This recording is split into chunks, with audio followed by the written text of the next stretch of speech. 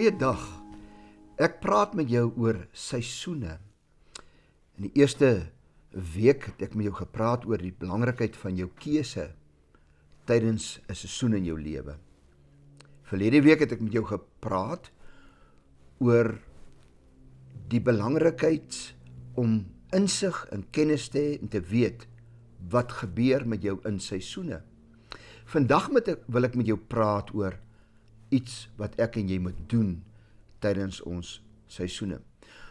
Kom ek lees vir jou uit die boek van Genesis, die 8ste hoofstuk vanaf vers 22.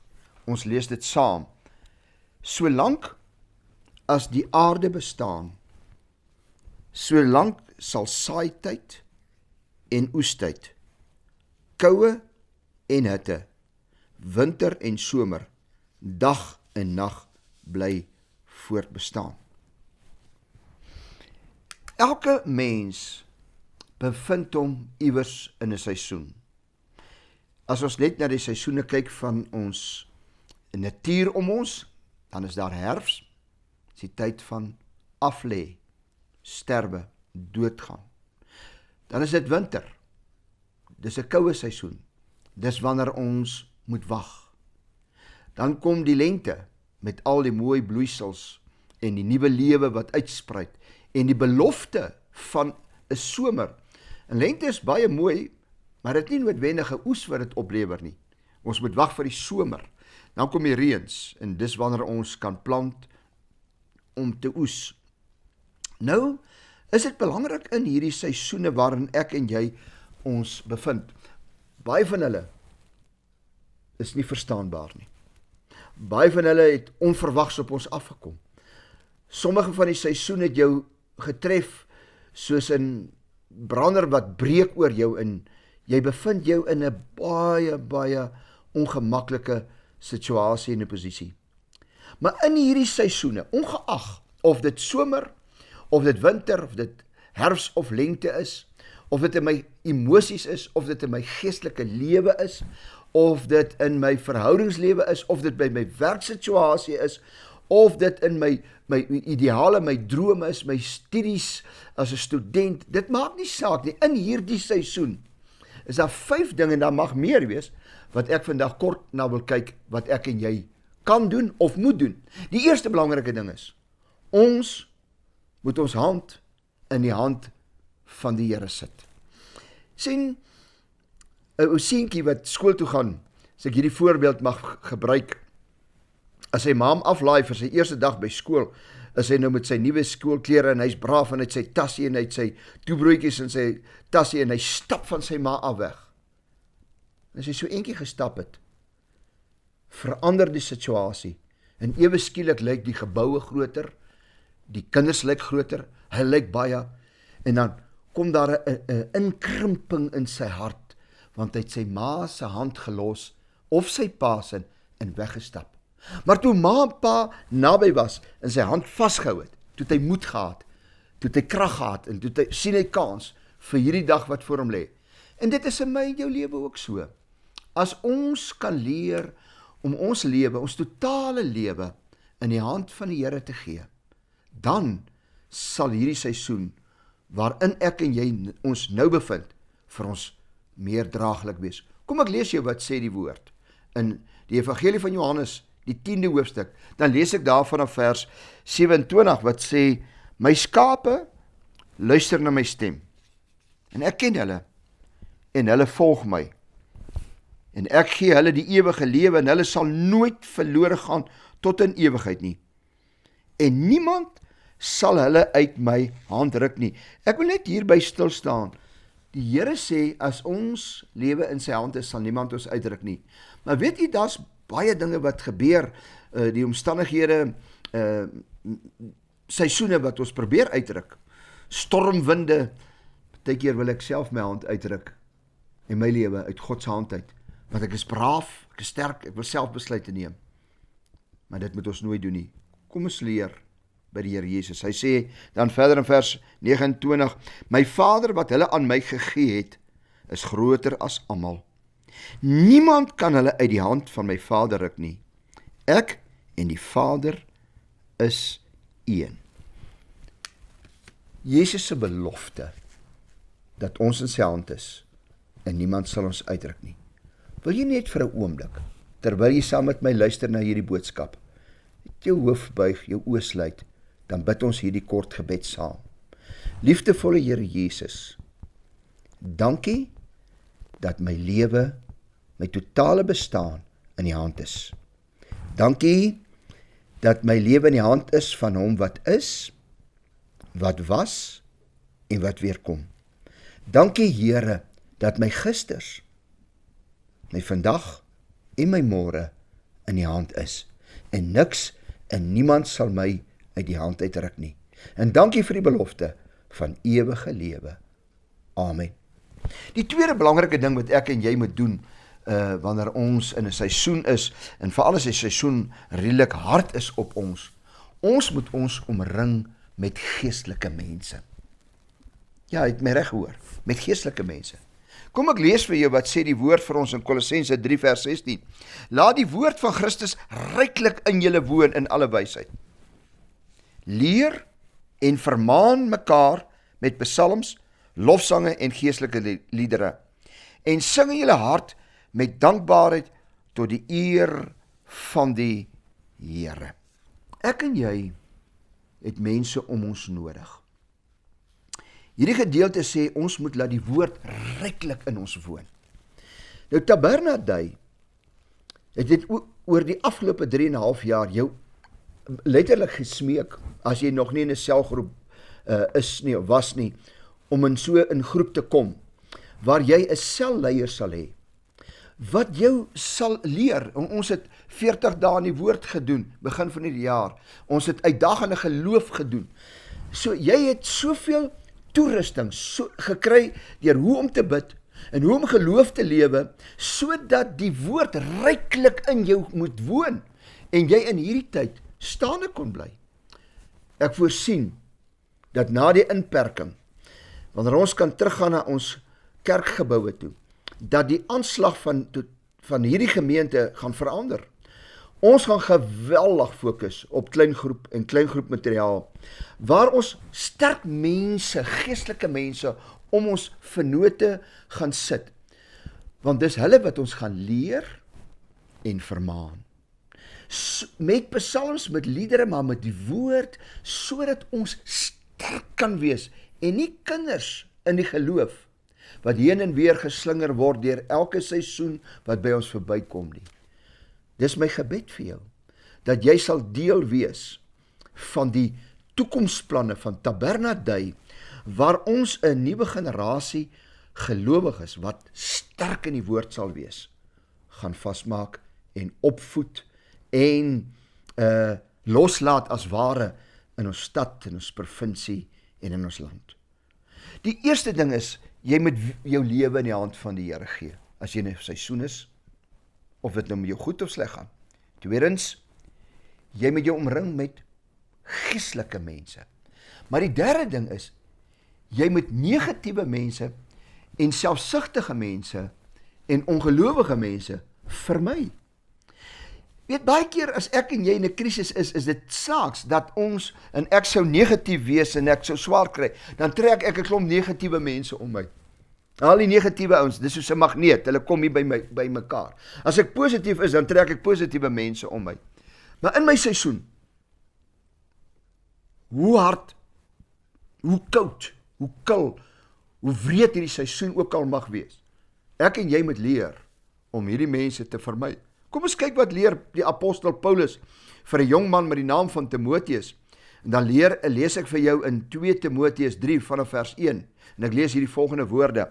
Hy sê, maar weet dit, dat daar in die laaste dae swaar tye sal kom.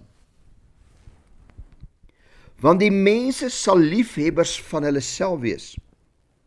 Met ander woorde, hulle gaan net aan hulle self dink. Geldgieriges, grootpraters, trotsaas, lasteraars, ongehoorsaam aan hulle ouers, ondankbaar en onheilig. Het lyk soos 'n beskrywing van die wêreld vandag. En dan sê in vers 3, sonder natuurlike liefde, onversoenlik, kwaadsprekers, praat kwaad van ander mense. bandeloos. Hulle doen net wat hulle wil. Hulle is wreed, sonder liefde vir die goeie. Paulus waarsku Timoteus, hy sê, dis die laaste dae. Ons leef nou in hierdie dae. Hierdie mense is verraaiers, roekeloos, verwaand, meer liefhebbers van genot as liefhebbers van God. Mense wat 'n gedaante van godsaligheid het, maar die krag daarvan verloon het. Keer jou ook van hierdie mense af, sê Paulus. Bly weg van hierdie mense. Hierdie tipe mens bou jou nie op nie. Hulle gaan jou oor die afgrond probeer help. Hulle gaan jou raad gee en dis verkeerde raad. As jou huwelik in die moeilikheid is, in 'n moeilike seisoen, wie wat sê hierdie mens vir jou? Ag man, dis maklik, skei net, gaan net aan met jou lewe. God sê iets anders oor egskeiding. Trouwens, God sê, hy haat dit. So, niemand met jou raad gee, maar mense sal dit doen. As dit 'n moeilike seisoen is, gee liewers jou huwelik en jou bestaan in die hand van die Here. Omring jou, soos ek in die tweede plek gesê het, met sterk geestelike mense. En dan vermy jy mense wat die skyn van godsaligheid het, maar die krag van hulle verhouding met God verloor het, en sommer lik raak vir jou antwoorde gee. In die vierde plek is dit belangrik dat ek moet eerlik wees in my seisoene, met myself en met God. Ek moet baie eerlik wees. Dis belangrik. Kom ek lees vir jou wat leer die woord vir ons in Jakobus 4 vers 8. Hy sê, nader tot God en hy sal tot julle nader. Nader tot God, gaan hom toe, wees eerlik. Weet jy dat Jesus is wat mense uitgenooi het? In die evangelies, hy sê, is jou seisoen vir jou swaar? Is dit 'n juk wat jy dra? Maak dit jou moeg? Maak dit jou moedeloos? Maak dit jou bang vir jou môres? Is jy bekommerd oor die gisters wat nie gewerk het nie? Is jy nou bekommerd oor jou seisoene? Kom na my toe, sê Jesus. Ek het 'n sagte juk. Ek sal mooi werk met jou. Het jy dit al gelees in die woord? Jy sien, baie keer wanneer mense in 'n krisis is, dan vlug hulle weg van geestelike mense, maar hulle vlug ook weg van God. En hulle sê, maar niemand het my lief nie, en niemand stel in my belang nie. Dis nie die waarheid nie. Ek wil hê jy moet net eerlik wees. Kinderlik eerlik. Dis nou gebedstyd. Vir die Here te sê, Here, ek is bang. Here, ek het U nodig. Ek het hulp nodig. Ek het hulp nodig, geestelike lewe. Ek het hulp nodig in my emosies. Ek het hulp nodig in my verhouding met my medemense, by my werk, by my huis, by my familiekring, waar ek bly. Here, ek het hulp nodig in my besigheid, die plek waar ek werk, waar ek 'n werknemer is, of 'n werkgewer, of by die skool. My toekoms is onseker. Ek het hulp nodig. Sien, jy moet eerlik wees met God. En dan sal God met jou eerlik wees. Hy sal jou eerlik antwoord. Verlede week het ek jou geleer, in jou seisoen is dit belangrik om geestelike insig te kry oor wat wil God vir jou sê in jou seisoen. Maar vandag wil ek jou uitdaag. Gee jou hand en jou hele lewe in die hand van die Here. Omring jou met geestelike mense. Vermy ongelowige, negatiewe mense. En dan wees jy net eerlik met jouself en eerlik met God. En dit help baie keer as jy eerlik is en jy praat die saak met die Here uit. Maar ek wil afsluit met die 5de punt is, dis baie belangrik. Tydens hierdie seisoene, en ek weet nie in watter seisoen jy is nie, en jy weet nie in watter seisoen ek is nie, is dit belangrik om te volhard tot die einde toe. Kom ek lees vir jou in Galasiërs, die 6de hoofstuk, waar die apostel Paulus ons leer van saai. Dan sê hy, as jy vreeslike goeie saai, sê maar jy saai lelike goed met jou mond, is dit wat jy gaan maai. As jy in die gees saai, en die Heilige Gees lei jou om mooi goed te sê, en liefdevol te wees, en lankmoedig, en sagmoedig, en nederig, en vriendelik, en vol goedheid, is dit wat jy gaan oes. En ook in jou werk, en waar jy ook al is, in jou gebedslewe, en hoe jy met ander mense werk, wat jy saai, is belangrik. Nou sê hy hierdie woord in vers 9, Galasiërs 6, en laat ons nie moeg word om goed te doen nie. Nou die vraag is, wat is goed doen? Dit is om te bid, eerste plek. vir ander mense. Dit is om ander mense se nood aan te hoor en iets daaraan te doen. Nie net te hoor nie, iets daaraan te doen. En dan sê hy, want as ek nou nie moeg geword het om goed te doen nie, want op die regte tyd sal ons maai as ons nie verslap nie. Ek wil jou iets leer, en ek wil dit leer vir jou uit die boek Rut uit, oor volharding. Rut was 'n Moabitiese vrou, en sy moes in alle waarskynlikheid 'n besondere, sorgvrye jong dame gewees het, en toe raak sy verlief. Wat 'n wonderlike seisoen in 'n mens se lewe is verliefdheid nie. Toe raak sy verlief op Israeliete, Jode, wat Israel verlaat het as gevolg van die droogte. Hulle het hulle plaas verloor, toe het hulle getrek na Moab toe. En hier kom 'n man met 2 seuns en 'n vrou, en die vrou se naam was Naomi. En hierdie meisiekind en 'n ander Moabiet met die naam van Orpa raak verlief op hierdie 2 Joodse seuns en hulle trou. Toe is hulle van hulle ouerhuis na 'n nuwe huis toe. En in hierdie nuwe ouerhuis van hulle leef hulle, en ek dink dit moes 'n wonderlike seisoen van getroude lewe gewees het. Maar eers toe sterf hulle skoonpa, en toe sterf Orpa en Rut se mans. En hulle seisoen verander van hierdie eers verlief, getroud, hierdie wonderlik, jong meisiekinders, jy kan dit gaan lees, want hierdie Naomi en haar man was net 10 jaar in Moab, so hulle was redelik jonk, verander hulle lewe in weduwees. En toe besluit Naomi, sy het gehoor God het reën gegee en hy voorsien aan Israel, om terug te gaan na haar land toe. En sy sê vir hierdie meisiekinders, bly en gaan terug, want sy sê, en dit was nie gebruik, hulle moes nou gewag het dat Naomi weer 'n kind sal hê, dan moes hulle vir hierdie seentjies wag, en toe sê sy vir hulle, ag nee, ek kan nie meer kinders hê nie, en julle kan nie wag vir my nie, ek stel julle vry van hierdie tradisie en gebruik, gaan kry vir julle hier Moab mans en trou, en dat julle kan kinders hê. Orpa het gehuil, en Rut het gehuil, en Orpa het besluit, sy gaan terug Moab toe. Maar Rut sê, waar u is, wil ek wees, en ek wil u God dien. Ek wil die God van Israel dien. En sy trek saam met haar skoonma na 'n nuwe seisoen, 'n vreemde land, en weet jy wat, sonder geld, maagdelike omstandighede. En dan as jy die boek Rut lees, en ek wil jou uitdaag, gaan lees bietjie die boek Rut. Hy's net na die boek, dis Josua, Rigters, Rut. Dan lees jy hierdie besondere verhaal, en hier kom hierdie meisiekind, en sy gaan soek 'n plek, waar sy kan are agter die oesters optel. Sy word in 'n vreemde land 'n slavin, 'n diensmeisie, en sy werk. En nou lees ons in die hoofstuk 2, dat 'n familielid van Naomi, wat baie vermoënd was, kom hier, en hy sien hier's 'n jong vrou, wat hier are optel, en hy vra vir hulle, wie is hierdie jong vrou?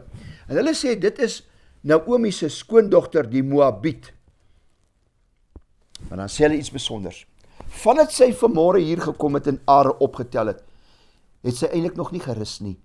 Daar staan in die ou vertelling, sy het baie in die koelte in die huisie gaan sit om ietsie te drink. Weinig, sy werk, en toe gee Boas opdrag dat hulle mooi na haar moet kyk en haar versorg.